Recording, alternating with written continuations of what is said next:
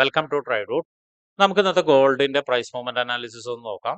അതിനുവേണ്ടി എടുത്തിരിക്കുന്ന one day ചാർട്ടാണ്. One day ചാർട്ടിൽ പ്രധാനപ്പെട്ട ഏരിയാസ് മാർക്ക് ചെയ്യുന്നുണ്ട്. വൺ ഡേ ചാർട്ടിൽ ഒരു കാര്യം നോക്കിയാൽ കാണാം, ഇന്നലത്തെ ക്യാൻഡിൽ വളരെ സ്ട്രോങ് ആയിട്ട് താഴോട്ടേക്ക് ഇറങ്ങി വന്നൊരു ഡീപ്പ് പുൾ ബാക്ക് എടുത്തിട്ട് മുകളിലോട്ട് പോകുന്നുണ്ട്. അതിന്റെ കണ്ടിന്യൂഷൻ എന്ന രീതിയിൽ മാർക്കറ്റ് ഇന്ന് ഓപ്പൺ ചെയ്തിട്ട് മുകളിലോട്ട് തന്നെയാണ് പോകുന്നത്. എനിവേ ചിലപ്പോൾ താഴോട്ടേക്ക് ഒന്ന് ചെറുതായിട്ടൊന്ന് വരാനുള്ള സാധ്യത കാണുന്നുണ്ട്. എന്തായാലും അതെല്ലാം നമുക്ക് ചെറിയ ടൈം ഫ്രെയിമിൽ പോയിട്ട് നോക്കാം.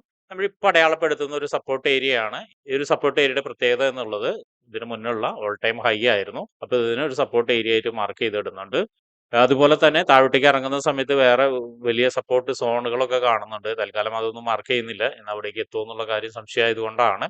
ഇനി മുകളിലോട്ട് നമുക്ക് റെസിസ്റ്റൻസ് ഏരിയയും ഇല്ല, കാരണം ഓൾ ടൈം ഹൈയിലാണ് ഇപ്പോൾ മാർക്കറ്റ് ട്രേഡ് ചെയ്തുകൊണ്ടിരിക്കുന്നത്. അപ്പോൾ റെസിസ്റ്റൻസും ഇല്ല. ഇനി ഇന്നത്തെ ദിവസം എന്തെങ്കിലും പ്രധാനപ്പെട്ട ന്യൂസുകൾ എന്തെങ്കിലും ഉണ്ടോ എന്നുള്ളത് നോക്കാം. ഇന്ന് ഇന്ത്യൻ സമയം 8:30ക്ക് ജോൾസ് ജോബ് ഓപ്പണിംഗ് ഉണ്ട്. അതിന്റെ പ്രീവിയസ് ഫിഗർ എന്ന് പറയുന്നത് 810 ആണ്. ഫോർകാസ്റ്റ് എന്ന് പറയുന്നത് 8.01 മില്യൺ ആണ്.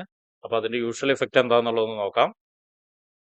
യൂഷ്വൽ ഇഫക്റ്റ് എന്ന് പറയുന്നത് actual greater than forecast is good for currency എന്നാണ്. അതായത് ഫോർകാസ്റ്റിനേക്കാളും മുകളിൽ ഒരു ഫിഗർ വരികയാണെങ്കിൽ കറൻസിക്ക് നന്നാവും എന്നാണ് പറയുന്നത്. പക്ഷെ ഇവിടെ നോക്കിയാൽ കാണാം പ്രീവിയസ് വളരെ കൂടുതലാണ്. അപ്പൊ അതിന് താഴെയാണ് ഫോർകാസ്റ്റ് വന്നിരിക്കുന്നത്. അപ്പോൾ ഫോർകാസ്റ്റിനേക്കാൾ തൊട്ട് മുകളിൽ ഒരു ഫിഗർ വന്നാൽ പോലും ഒരുപക്ഷെ കറൻസിക്ക് നന്നാവണമെന്നില്ല. കാരണം പ്രീവിയസിനേക്കാൾ അടുത്തോ അല്ലെങ്കിൽ പ്രീവിയസിനേക്കാൾ മുകളിൽ വന്നാൽ മാത്രമേ കറൻസി സ്ട്രോങ് ആവാനുള്ള സാധ്യതയുള്ളൂ.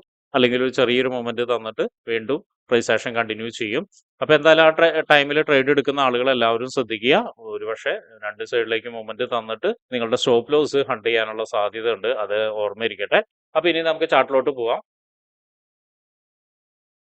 ചാർട്ടിലോട്ട് വരുന്ന സമയത്ത് ഇവിടെ നോക്കിയാൽ കാണാം, ഇവിടെ ഒരു ബ്രേക്ക് തന്ന ഏരിയ ആണ്. ഈ ഒരു ഏരിയയുടെ പ്രത്യേകത നല്ല സ്ട്രോങ് ആയിട്ട് ബ്രേക്ക് തന്നു. ആ ഏരിയയിലേക്ക് ഇപ്പൊ സപ്പോർട്ട് തന്നുകൊണ്ടിരിക്കുകയാണ്, അല്ലെങ്കിൽ സപ്പോർട്ട് എടുത്തിട്ടുണ്ട്. ആ ഒരു ഏരിയനെ മാർക്ക് ചെയ്തിടുന്നുണ്ട്.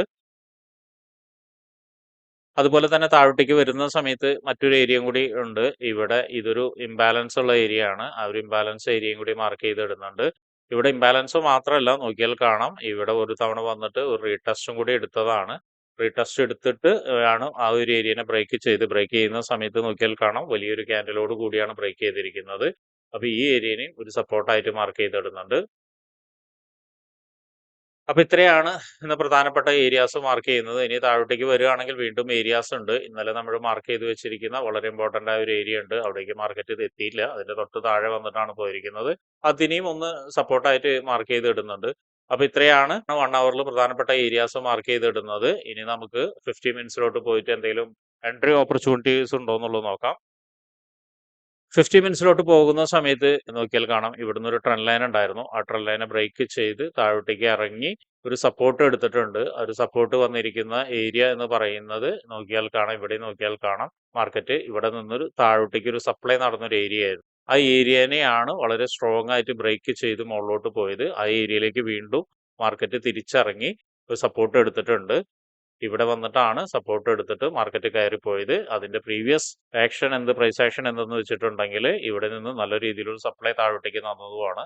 അപ്പോൾ അവിടേക്ക് വന്നു, റീടെസ്റ്റ് എടുത്ത് പുതിയ മാർക്കറ്റ് മുകളിലോട്ട് പോകുന്നുണ്ട്. ഇനി മറ്റൊരു കാര്യം കൂടി നോക്കിയാൽ കാണാം, ഇവിടെ ഒരു ട്രെൻഡ് ലൈൻ ഉണ്ട്. ആ ഒരു ട്രെൻഡ് ലൈനെ ബ്രേക്ക്ഔട്ട് ആണ് ഇപ്പൊ തന്നിരിക്കുന്നത്. അത് നല്ല സ്ട്രോങ് ആയിട്ടൊരു ബ്രേക്ക്ഔട്ട് തന്നിട്ടുണ്ട്. ഇനി നമുക്കൊരു എൻട്രി സാധ്യത എന്ന് പറയുന്നത്, ഒരു ബൈ എൻട്രി സാധ്യത എന്ന് പറയുന്നത് ഈ ഒരു സപ്പോർട്ടിലേക്ക് വീണ്ടും ഒരിക്കൽ കൂടി മാർക്കറ്റ് വരികയാണെങ്കിൽ നമുക്കൊരു എൻട്രി സാധ്യത വെക്കാം. അങ്ങനെയാണെങ്കിൽ ഈ ഒരു ട്രെൻഡ് ലൈനിന്റെ ഹൈ, അതായത് ഇവിടം വരെയൊക്കെ ഏറെക്കുറെ 2835 2840 വരെയൊക്കെ നമുക്കൊരു ടാർഗറ്റ് കിട്ടാനുള്ള സാധ്യത കാണുന്നുണ്ട്.